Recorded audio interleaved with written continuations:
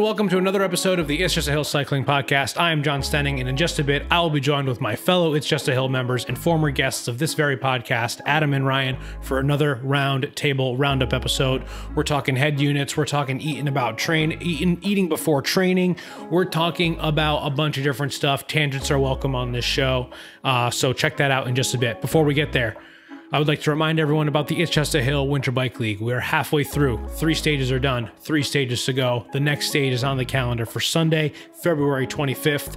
Keep an eye on the It's Just a Hill Strava page for all details about that event. If you can't tell, I'm hyped up. I'm super excited. Winter Bike League. I think it's a lot of fun. I love riding my bike outside in the winter, and helping people stay motivated to do the same is what it's all about. There's still plenty of opportunities to rack up points in the league. We're going to be handing out gifts on the very last stage, which will be at NBX in Narragansett. Make sure to check them out as always. And now to my chat with Adam and Ryan.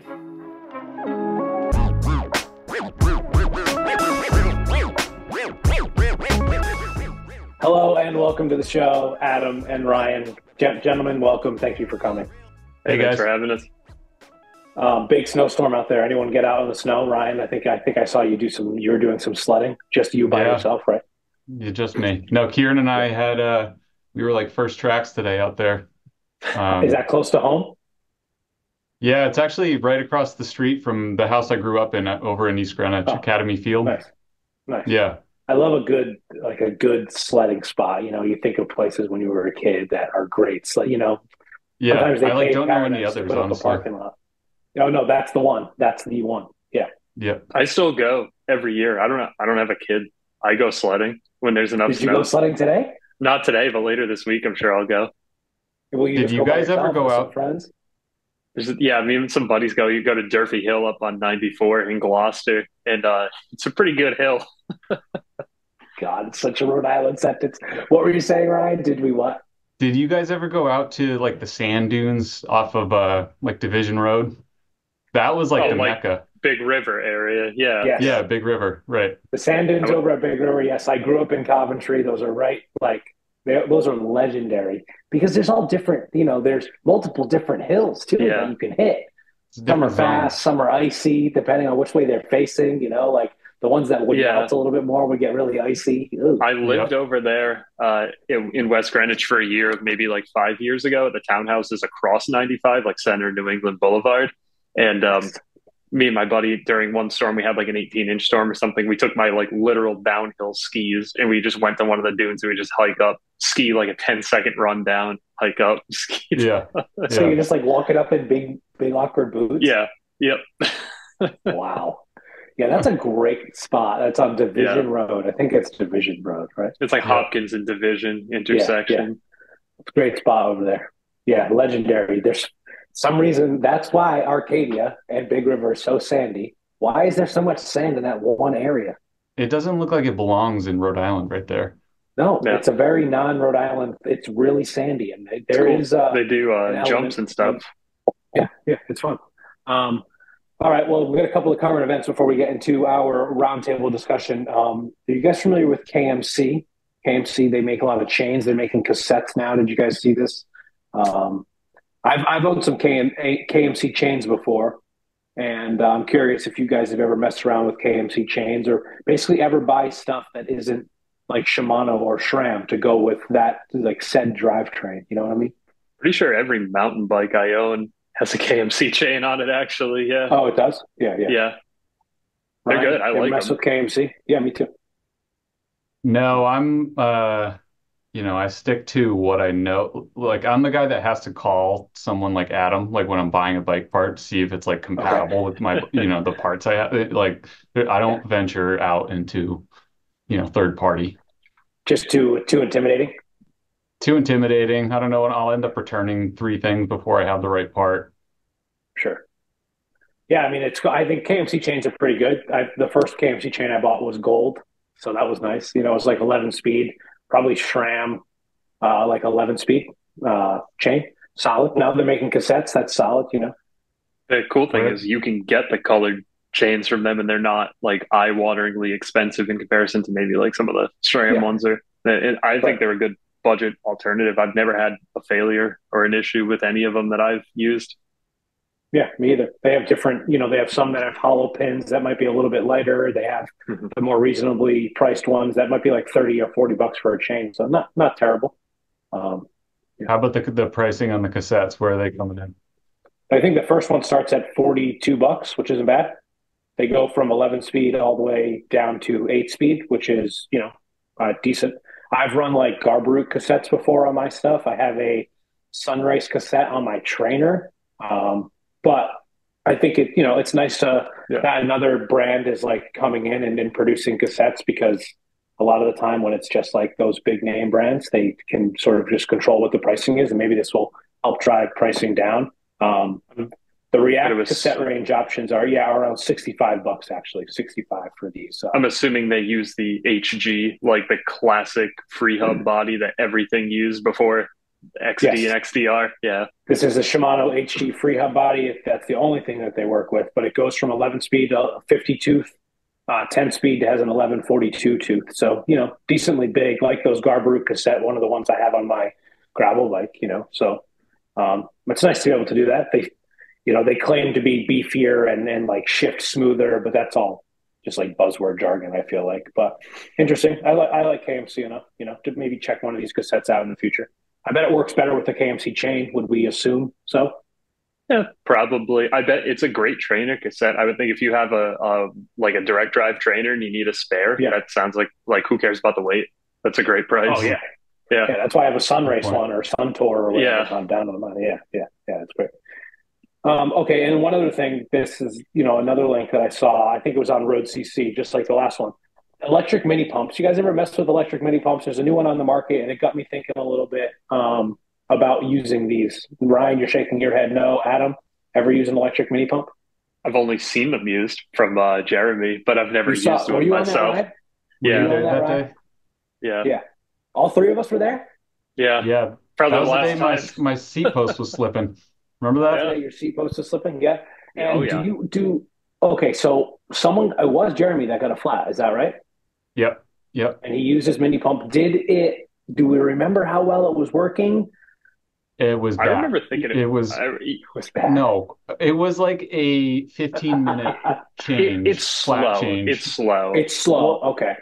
And he ended up, I'm pretty sure didn't he end up borrowing CO2 from you, John? I think he rode home on like 40 PSI.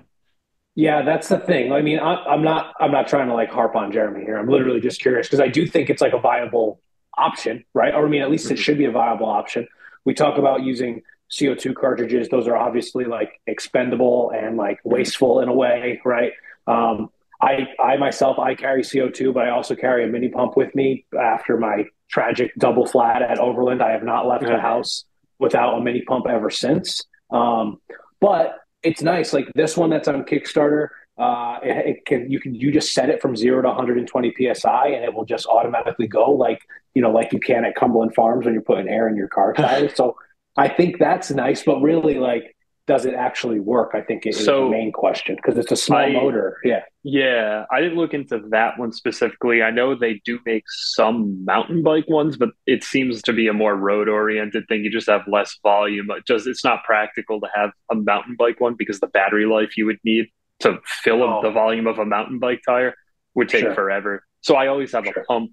Road, I might do CO2, but honestly, I'm going all hand pumps. It's just like, it's reliable. It's going to work. If I mess up and blow a CO2, I'm not, out of luck. If I don't have another, the pump is always going to work. So this is what I like, was my immediate thought with it was, even if you do have a couple outings and you use it, are you leaving home with just this thing? For me, there's no way. Like it's like, maybe I'll carry that thing and still a hand pump, but and at that point, they might be the same speed. Yeah, I'm not going to fully trust that thing. I don't know. Yeah, I don't think they're at the stage where I would fully trust them either. I mean, it would be a nice world where you could just leave with one of those and it's charged by USB-C. So, hopefully it has a few tires full of air, per charge at least. The price point for this one is $40, which I think is reasonable. That's as cheap as a hand pump. Yeah. Same as about a hand pump. CO2, you get a lot of them at a time, so the price point is obviously a little bit different there. You're buying, maybe 20 of them for $15 or something like that. I always have a couple of those kicking around. I have them in my frame bag for my gravel bike, my saddle bag for my road bike. But yeah, I've got this we're not sponsored by fucking Lazine, but I have the Lazine Pocket Drive. It's like that big. It fits in my ride wallet like very nicely. Mhm. I don't even think about it. It just never comes out of there. So You inspired me to get the same one. I inspired you. Wow. So maybe we should be sponsored by Lazine. Did you hear that, Lazine? All right. We're getting people to buy things on this show. I guess, are you getting more than one charge out of this thing? That's my question. So here's my issue. My one instance that I've used this Lazine, the Pocket Drive Pro. Yeah. I was out doing a gravel ride out in California, like over the holidays. And it was kind of a mixed surface ride. So I had this like chunky gravel climb at the beginning.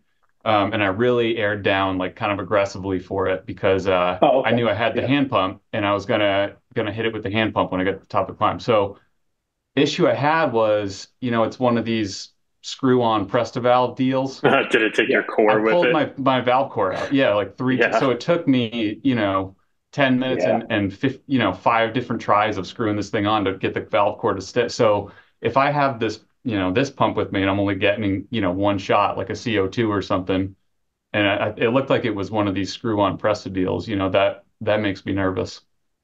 So I have a tangent that's related to this, though, about the pumps. Yes, that is a shortcoming of the pump. I agree that stinks, but I'm someone who runs valve caps, and I'm sure there are other companies that make it, but I found these like granite something valve caps, or each valve cap has, if you take it off and turn it sideways, it's a core removal tool on it, and I have those too. They look amazing too. Like the colors are awesome on them, and they're super useful for that. And so like that would be cool in conjunction because you could screw your core back in. So Ryan's taking notes. Ryan's going to write this down. No, I think that's a great idea. I think my muck-off valves that I got, I don't even know if I ended up using. No, I did use the valves. They're on Jocelyn's bike now. But they do. The valve cap has a little bit of a valve core tool built into it. And it's nice. It's like an anodized red. It's like a nice color, like I've bought them to match colors for certain bikes. I just got some oil slick ones for my tarmac. There you go. Yeah. Yeah, no. So I've heard people in the past have not run valve caps specifically with tubeless setups because I've been warned, at least, and say what you will. Some people think that like valve caps look dorky. That's not what I'm talking about. Like, I don't care. I'm talking about like, yeah, right. They don't, and but whatever. Like that doesn't, to each their own, right?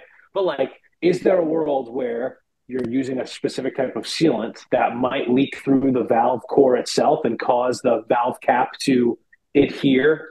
Like, is that, I've been warned of that before. I've never really. I have heard of that. Now, I am not a pro bike mechanic, so I'm sure that does happen. I've personally never had it happen. And usually, if anything, it's the actual core itself that is hard to unscrew when I need to fill it anyways, which, what are you going to do about that? You can't take that out.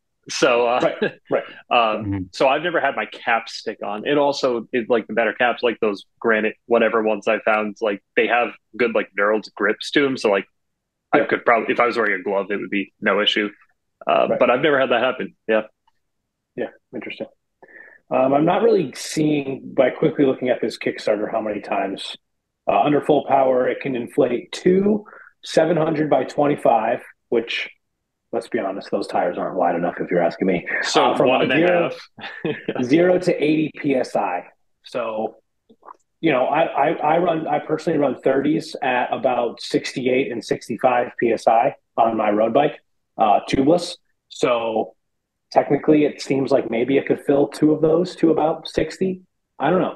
They're a little bit wider than what these are rated for, but I think it's interesting. Like it's not that heavy of a thing, especially if you're like going bike packing or something, instead of carrying a bunch of CO2s. But I would want to be able to rely on it, and I'm not sure I can rely on it at this point. So, yeah, I'm taking the pump. That's my verdict. Like a normal pump. Yeah, I'm taking the pump too, or like even a frame pump. If you want a little, if you're going bike packing, throw a frame pump on there. One of those Silka and Carroll pumps. Those are sick. They pack a little bit more of a punch than the hand pumps. I'd love to run one of those. All right, let's get into our topics. We have a few topics that we're going to cover today. First one is early morning rides and eating before them. So this is a great conversation for me to have with you guys. Tomorrow morning, I'm going to be getting on my bike nice and early. I think we all have ridden on the trainer early in the morning, and I have to leave my house at like 6:40 for work. So I'm going to be on the bike by 5 o'clock. I don't think I'm going to eat beforehand. I'm probably going to ride for an hour, hour and a half. So I think that probably has a lot to do with the fact that I'm not going to eat beforehand. But I'm curious, like, what you guys think about the same situation. Ryan, if you're riding early on Zwift or something, are you eating before? Does it depend on how long you're riding? What are your thoughts on that? Yeah, so I think depends is the right answer here, but I have a love-hate relationship with these rides. Like there's like no better feeling than waking up and getting your workout done and being done for the day. But agreed. Yeah. that said, you're coming in, fasted or whatever, and it's tough. So I used to do this all the time, and if it was a day that I was trying to ride some intervals or doing like an hour of intervals or something, I'd just hit like a gel or something like right when I was starting the warm up. Yeah. And that way, hopefully it's hitting me right when you're starting your intervals or something. Endurance ride, like if I'm doing like a zone 2, or under, probably nothing, just kind of going with it. And, but that said, I never feel quite as good doing that, and is there like a loss of power output or, whatever, the RPE always seems higher when I don't eat or something. So yeah, I don't know right. how Like, you guys feel about that. is it affecting your training, right? Is it more of a con than a pro, right? I guess that's the way I'm looking at it. Not necessarily like power output, but like, is it doing your body more harm to not take in any calories and still work out? Like there is like a certain threshold there, right? Like, Adam, what are your thoughts on this? Because I'm sorry, I know I just asked you a question, but I'm going to go off on a tangent just for a second. If I'm going to go on like a big ride outside, like say we're going to all ride 100 miles together and we're going to start early, I'm definitely eating before that. Yep. But Yeah. I'm talking like a little bit time crunched. Like I'm going to wake up early, I'm going to get on the trainer, and then I'm going to hop right in the shower, and then I got to get out of the door to work before 7 a.m. You know what I mean? Like there's a different time crunch, I think, in that regard. Adam, any experience with this type of riding and eating? Yeah, I don't ride early a ton. Normally I ride after work, but I would say that I generally will eat something beforehand because I guess I want to try to be consistent with how I feel. Like I don't want to put myself in Yeah. a spot where like, okay, this ride I felt like this, but I ate nothing versus I ate before this one. It's like I tried to minimize the variables. And Okay. I feel like at least something makes me feel better. But I do agree with Ryan that it's probably intensity driven. Like I'm more inclined to eat a lot more if I knew I was going to do a very hard workout versus go spin at a zone 2 pace for like an hour. Sure. Yeah. Yeah. But it's overall pretty light. Mostly, a banana, maybe a little bit of oatmeal or something. I'm not eating, pancakes or, anything Right. before that. So Yeah. You're not putting super fuel in your bottles and stuff. no. Like, yeah. Yeah. Yeah. Do you Yeah. I don't feel know. I though guess. there's this, sorry, John, go ahead. No. But please, please. So for me, part of it too is that, having the discipline to get up early and then, swing your leg over the bike right away. It's pretty difficult mentally as it is. Mm-hmm. And, Yeah. sometimes just having something like, I mean, I like eating no matter what, like no matter what I'm doing. So, Same. sometimes even if it is that zone 2 ride and whatever, it's only an hour or something, it's a mental thing, having something to eat right when you get on the bike in the morning. I've already done like 2 hard things by getting on that bike. So, Right. maybe Right. a little reward. Yeah. No, that's true. And even do you see a gel as even a reward? Yeah, maybe the gel feels like more like a placebo, like that sweet Yeah. flavor Sure. hits your tongue or whatever, Mm-hmm. and you get a little bit, you feel a little pep or whatever, but maybe it's not even actually helping me, but just having Right. that sugar in my mouth feels a little bit better. Yeah, I mean, we've talked about how riding on the trainer can be mind numbing, right? You recently bought a Nintendo Switch, and we've been talking about like using your Switch while you're on the trainer. Like, there's different ways of like wanting to distract yourself or motivate yourself to do it. And so, if it is having something sweet, even if it's just in the form of a gel, then then it might be worth it. Yeah. Yeah, I don't know. It depends. If I'm tomorrow morning, probably not. Probably not going to have anything. Probably just drink water. But I'm also probably not going to ride much longer than an hour, to be perfectly honest, and probably not very hard. So, if I'm going to put in 3 hours on the trainer, then yeah, maybe I'm throwing some mix in my bottles, or like having a couple gels even standing by. If I'm going to do that long, But if that's the case, then I have my switch. I probably have like a coffee and a tea, or I'm stopping, midway, making myself another coffee or something, just to like the doldrums of being on the trainer that long. And it can be, for me at least, it can be kind of painful. But I've been trying to hit two more like I've been trying to separate my, like, if I'm indoors and I have the convenience of being home eating snacks, I've been trying to eat maybe more, I don't know, natural snacks, I guess I'd say. I take things that I might not take on the bike because there's a portability aspect with cycling snacks, whether it's Stroop waffles or gels, versus like I could have nuts or I could have fruit available to me at home. So I kind of prefer those things too. Yeah, agreed. I'm much more likely to have a banana on my side table next to my trainer than I am to like throw a banana or two in my frame bag, personally, at least. Yeah. Yeah. All right, cool. Next up, cycling subscriptions. We're just in such a subscription world, right? Like, especially with like the way we all consume media these days with all these different streaming services. I thought it'd be nice to talk about like subscriptions, and when it comes to cycling, whether it's to keep you motivated, to keep you fit, to keep you training on like a certain pace, right? I have Strava. I currently am subscribing to Zwift. I also use Epic Ride Weather, which I think is honestly maybe the best bang for your buck when it comes to an app that I pay for cycling. And I've used Exert or Zert. I'm not really sure how you're supposed to say that before. I currently have a subscription, but it is canceled. Once it runs out, it's out, and I will not be going back. I want to sort of expand on those in a little bit, but I'm curious if you guys are in a similar boat. You have more subscriptions, less subscriptions. Adam, let's start with you this time. Where are you subscribe to Strava? Yes, I think we all do. Yeah. So that's the one where like I would honestly love to kick it, but the route making feature is very good. The social media aspect, like it or hate it, there is something as much as I like to hate it, I do like it. Sure. Yeah, there's good. So yeah, that's like a core one for me. I've really trimmed down the amount I have recently. I'll do Zwift on like an ad hoc basis, so it's pretty much consistent through the winter, but I'll cancel it for month to month during the summer.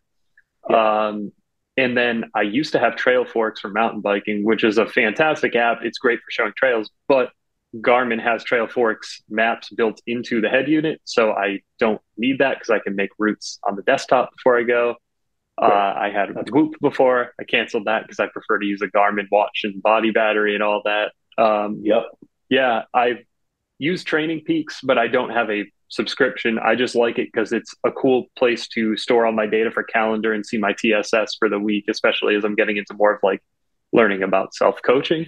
But I pay for, I guess, at the end of the day, only two subscriptions, which is Strava and Zwift. Nice. Ryan, what about yourself? Yeah, same kind of story. I've gone through quite a few of them. At the moment, I'm doing just the Strava annual subscription for same reasons Adam cited. The routing is kind of hard to let go. I've tried using what's it called? What's Ride the with other GPS. one? Yeah, Ride with GPS, and it's fine. But Strava is just, I don't know. The heat maps are great. Yeah, the heat maps are great. Ride with GPS. I know a lot of people that really love it, and I've heard great things about it. I've used it a little bit. Adam, when we planned our bikepacking trip last fall, we were going back and forth with Cole, the third person that we rode with a lot, and he was using Ride with GPS. I don't know. It just such like it seems so different than Strava that like it's not like a one-to-one. Like, oh, you've used this, right? Like I think of like different video editing systems, right? Like if I used one, I can sort of pick up the other ones. Okay. These seem like they're so different from each other, Ride with GPS and Strava. I don't know. I really struggle with that. Yeah. Yeah, maybe I prefer Ride with GPS slightly more for mountain biking, but if I'm riding road and gravel, I prefer Strava. It feels easier. I think it's easier to share routes when we're kind of all using it. the whole hosting event thing with the social media aspect of it, like that you can't compete with that with any other platform that I've used. So yeah, I would choose Strava over the two, given the choice between the two of them. Yeah, for me with the club, it's huge. Strava is absolutely huge. It's like helped us grow as a club and share events. And like, I do think Strava has gotten better. But maybe when I first was into Strava, the route building was a lot clunkier and it's gotten a lot better. There's like points of interest and stuff now. There's really different ways that you can edit your pinpoints. So I do think that they're moving in the right direction. I definitely have a lot of criticisms for Strava and not just like the social media aspect of like, chasing everyone else's goals or whatever, comparing yourself to others, but they're getting better. Messaging is solid, like there are still some things that I think And are they're kind lacking, of but yeah. it's I guess it's us as users. I mean, it facilitates that type of culture, but at the end of the day, they're just giving features, and it's someone like me who's projecting that, oh, I'm not doing well because this person did this and I Yes. didn't. That's on Right. me. That's not on Right. them per se. That's a bigger problem than any one like social media app, right? Yeah. It's everything. Yeah, it is. It's everything. Yeah, it's just like this culture of comparison, which yeah, we could have a whole podcast about that, I guess. So I think Strava is pretty standard in terms of people who ride the way that we ride, right? I'm sure there are tons of people who ride less, and maybe even some that ride more that don't feel it's necessary to use Strava. Zwift, I feel like, is pretty common for this time of year, whether it's Zwift or Ruvi or Trainer Road, but using them more in the winter, I think, when you're trying to ride inside on the trainer more. There's a new one called Join, which I've been looking into a little bit. It has like this like adaptive training structure, and it seems interesting if you're trying to follow like a specific training path, and you get to put in your availability, you get to say what like how much you want to ride and all that. So I don't know if I wasn't paying for Zwift right now, I might be trying that one out. Maybe I'll try it out soon. But yeah, so that's actually my second one I'm paying for is Trainer Road. Okay. Yeah. I did look into it's Join is what it's called. Correct. Join cycling. Yeah. Yeah, and it seems like they're trying to do a similar thing. It's I've come and gone from Trainer Road several times, even when I was mostly mountain biking. But they've made a pretty like intuitive, like it's really nice to use, and the only reason I stop using it a lot of the time is because I don't want to push myself as hard as it constantly is scaling you up, and I die 1,000 deaths on my trainer and just kind of get burnt out on it sometimes. But I think they've done a good job to adapt to criticisms about them prescribing training plans that are too difficult for people, and being able to alter your workouts and tell them how much time you have on a given day. So that's what I'm using right now. We'll see. I think I switched it back on 2 months ago, maybe. So we'll see how long I go with that. Yeah. But ones I've kind of come and gone, or Whoop, I did that for a while. Ended up doing like a year of it, and whatever, just kind of get sick of it. Training Peaks. I've run a few. I've never done like coaching, but I've run a few like plug and play training plans through there. Okay, that's cool. Where you just kind of like, throw it onto your calendar, and I'd be curious someday to try coaching, because it seems like it's the go-to platform for that kind of thing, where you can share feedback and comments and that sort of thing. Other ones I've tried, let's see, best bike split. You guys ever try that one? Never even heard of it. So it's really cool for if you're doing an event, like whether you have a specific course, and say you're like within a week, and you can grab like a weather forecast. It will, based on like all your inputs, you give it like your CDA, your FTP, and then it'll pull in like the weather, like the course conditions. Yeah, and you can say like what type of gravel you're going to be riding, or like what the pavement's like. And it'll give you like ideal power splits for your power profile or whatever. Up to like I don't even know 200 splits within a course or whatever. So that's pretty wild. Yeah, it's cool. That's like, a lot. I don't race seriously, but a couple times I've used it for like events. just to kind of try it out to tool around. And, it's pretty cool. Like, it's good for managing your effort for, say like events if you're worried about going too hard off the start or, Yeah. just going too hard on the climbs or whatever. It'll kind of like, it's almost like doing a workout, it'll show like what Yeah. you're supposed to be doing at this interval. So anyway, that was kind of a cool one for that, but it's a little pricey for the amount I was using it.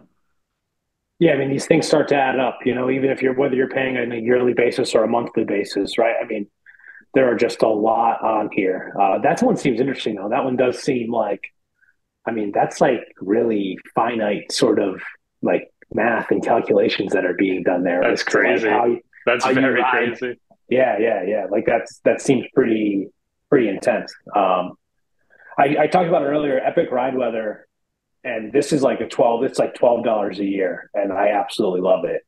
There is a free trial thing, but I think you can only do like so many, and by do so many, I guess what you do is you upload the route that you're about to ride, and you tell it when you're going to ride, like what time you're going to head out, and what speed at which you plan on riding, and it will spit out what the weather conditions are going to be for you on that route.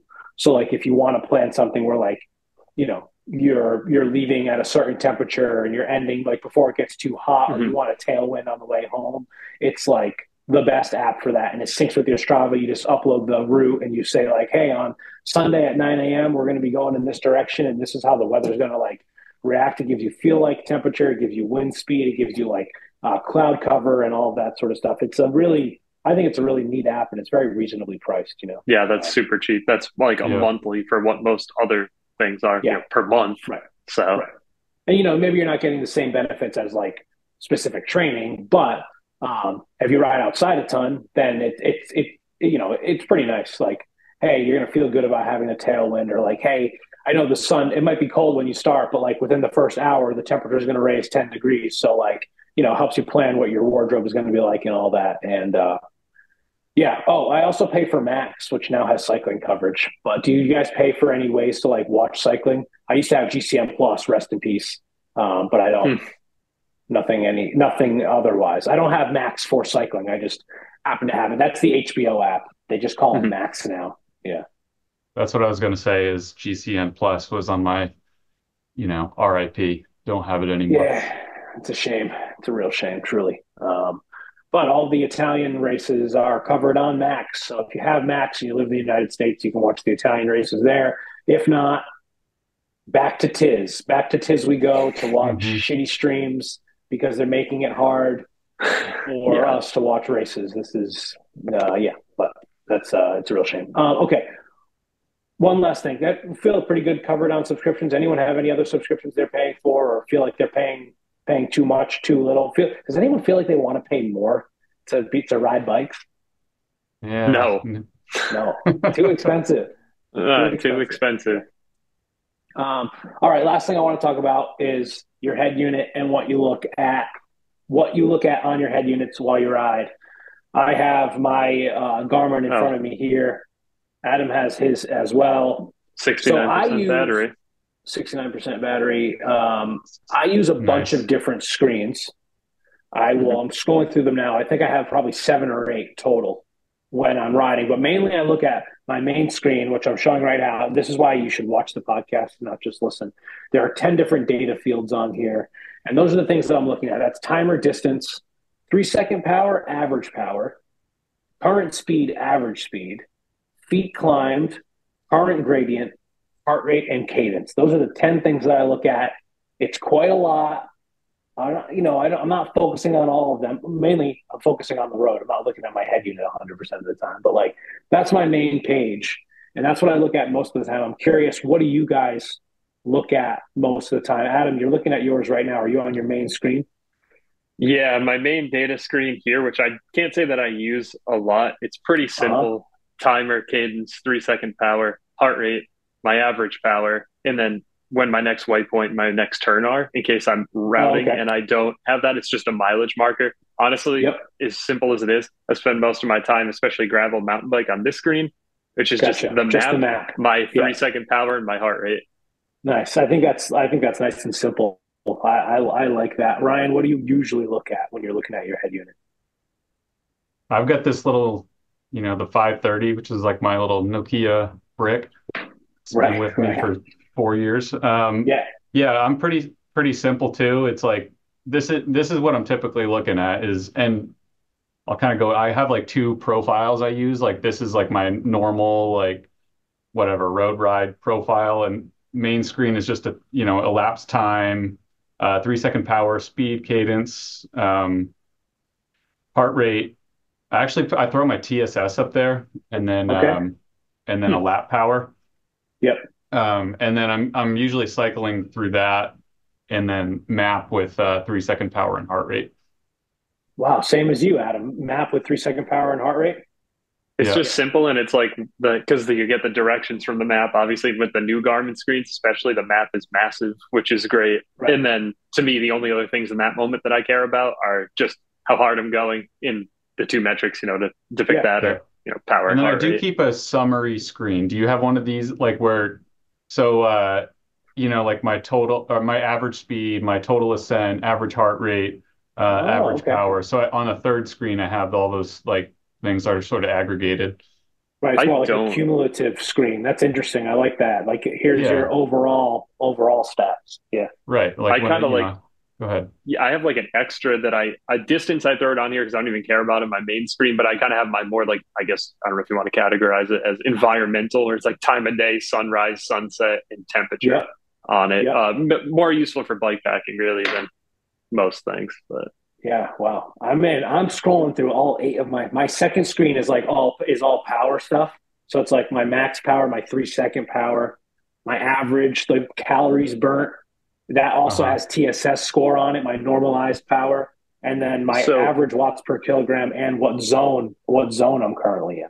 I guess this is maybe a question for Ryan because you have like him and I are more simple on our data screens. You have a ton, so I guess Yeah, Ryan, so would you many. change your data screens for a race? Because I'm thinking that like what I have here is just my average rides, and this is my gravel profile, and I don't have a power meter on my other bikes, so I don't even have power on my other profiles. But Yeah, um, yeah, I feel like I would change this if I were racing, and some of the things that you were saying, I would care about more if I was in a race versus just going out for a ride because like I don't care about distance when I'm just riding locally. I'm like, oh, I'm gonna go ride for an hour and a half, whatever I feel like it. But if I was racing, I would care how far I am into the race and know, oh, I sure. have 5 miles left. Yeah. Yeah, yeah. Yeah. And so, I have a couple like different profiles. I have like that's my whatever road, which is like my normal. Um, the other one I use, I have like an intervals profile. And so like that's a little bit simpler where I have I just have like my time to go, uh like time to go in the interval, and then what the interval is. So like, whatever the power is supposed to be for that lap, my 3 second Okay, yeah, power. Um, it's got like the little graph, the little workout comparison graph. It's not going to show it right now, but yeah, and then just right. my heart rate and my cadence. So if I'm doing a workout, I'm usually just staring at that.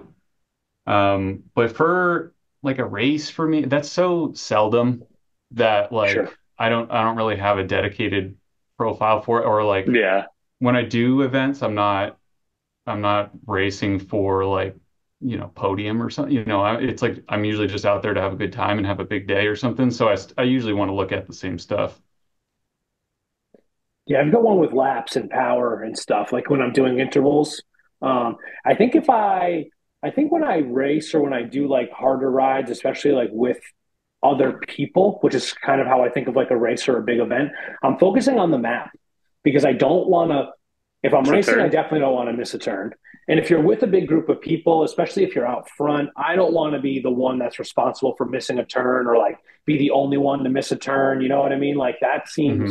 that like puts that like social pressure on me of riding, like God forbid I were to be like leading a ride and miss a turn, you know what I mean? Like that would be Yeah, that I wouldn't feel good about that personally. I've done it before and I'm like, ah yeah. shit, we're going I the think wrong we've way. all done it. Yeah. Yeah, like ah I shit. mean, Like, that's why I love that simple screen. And I mean, even yeah, as much as I have data on the other ones, that's the screen I'm using 9 times out of 10, unless I just know where I'm going and I'm in my own area and I know the roads. I have no need for a map. sure, sure. But yeah, I use that screen all the time. Yeah. Yeah, the map is a big screen. And Also, like it's music go ahead. at the very end of my. I'm on a different profile now, but I have a music one. The Garmin allows you to like change the volume and go to a next song or something. So I do keep a music screen on mine.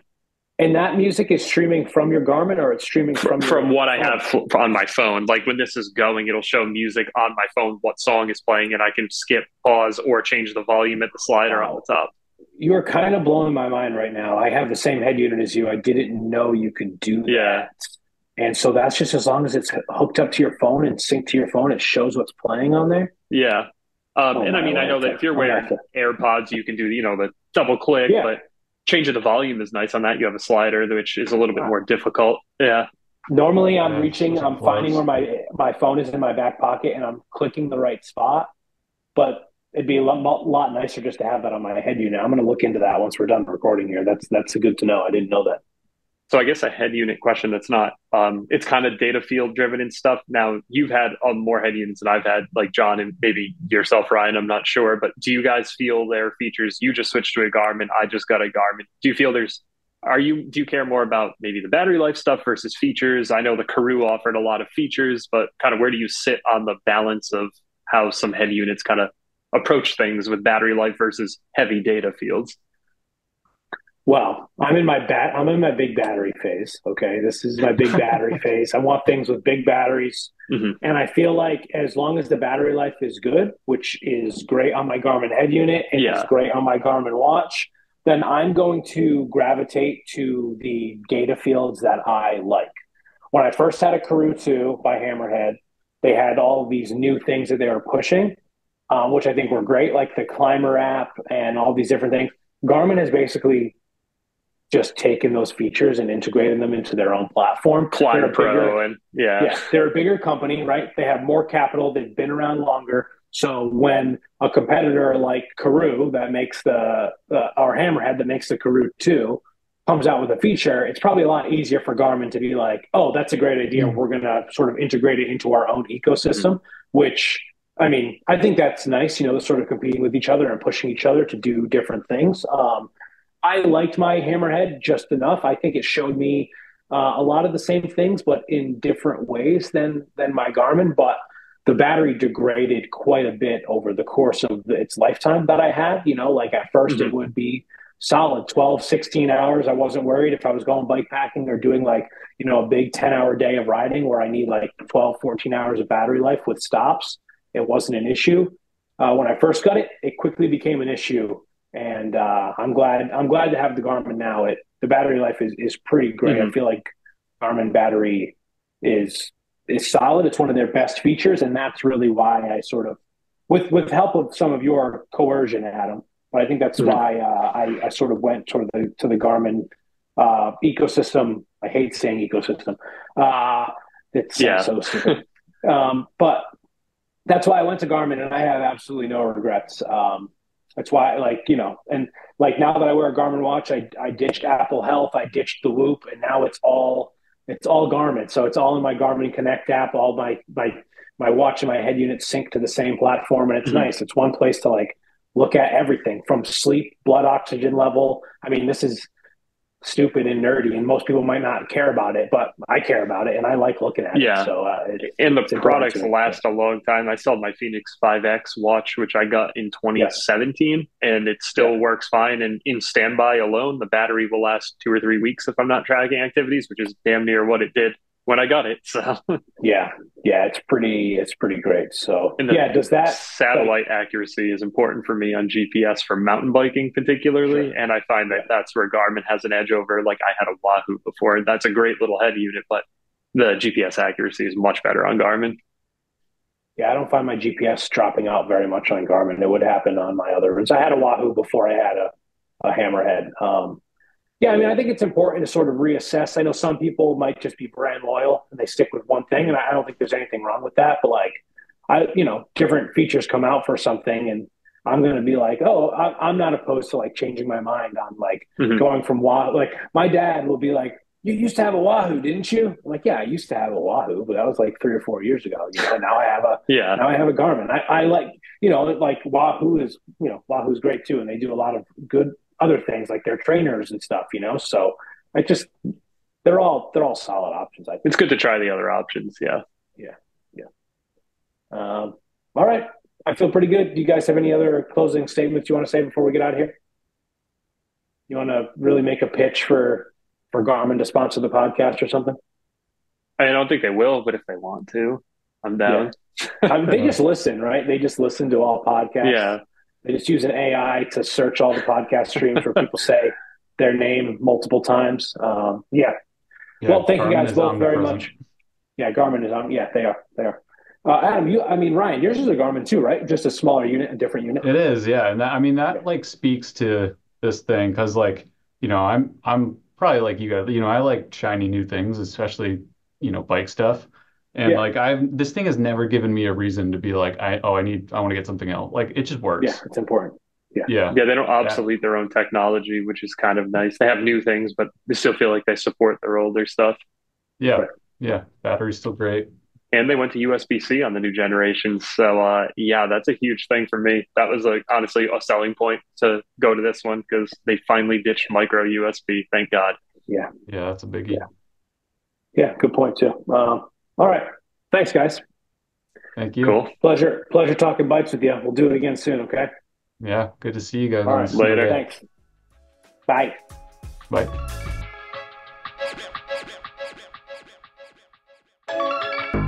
Well, that will just about do it for this episode. Thanks again to Adam and Ryan for joining me. And thank you, as always, to my podcasting partner in crime, BSP, for doing all the audio mixing on this episode and every episode of the podcast. Thank you, Brian. Another final reminder for this episode, at least, to keep an eye out for the It's Just a Hill Winter Bike League. That's the IJAH WBL. February 25th is the next stage, and all stages will be posted on our Strava page. Also, check them out right here. You see me pointing to the jersey. NBX, the best bike shop around, the official bike shop of It's Just a Hill. You can check them out at nbxbikes.com. Time to service those bikes. Maybe you don't ride outside in the winter that much. Maybe you're doing a lot of training, riding on the trainer. Maybe that trainer bike needs a tune-up. Maybe your outside bike needs a tune-up before the weather actually turns into spring as I sit here on this snowy day. Check out NBX. They'll do all the service that you need on your bike, get it running in tip-top shape before the season starts. There's also the studio at NBX located right above. If you were at NBX, if you were me, and you're sitting at NBX and you point up, that's where the studio is. It's above NBX. They offer bike fits and a bunch of different stretching and yoga classes. You can just show up basically any morning of the week and participate in a stretching or a yoga class there. You can also book those at Mind Body on the Mind Body app, or just call the shop. Stop in the shop, ask someone about what they offer at the studio at NBX.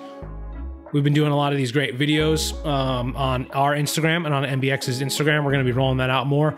I think the best thing about NBX is the people that work there and the service that they offer. You can sort of be introduced to them in the videos that we're putting out, and then head into the shop and tell them It's Just a Hill sent you. We'd really appreciate it. Speaking of things that we'd appreciate, also ratings and reviews of the show. If you're listening on Spotify or Apple Music, if you're watching on YouTube, give us a thumbs up, subscribe to the channel, leave us a rating or review. It really helps the show. It helps the almighty algorithm know that we are a show worth listening to or worth watching. So do me a favor, take a second, thumbs up this video on YouTube, subscribe to the channel on YouTube, rate and review on Spotify or Apple Music or Apple Podcasts or wherever you are listening to this podcast. It really helps. We would really appreciate it. It helps us put out more free episodes of the show like this. Thanks again for watching or listening, and see you on the next one.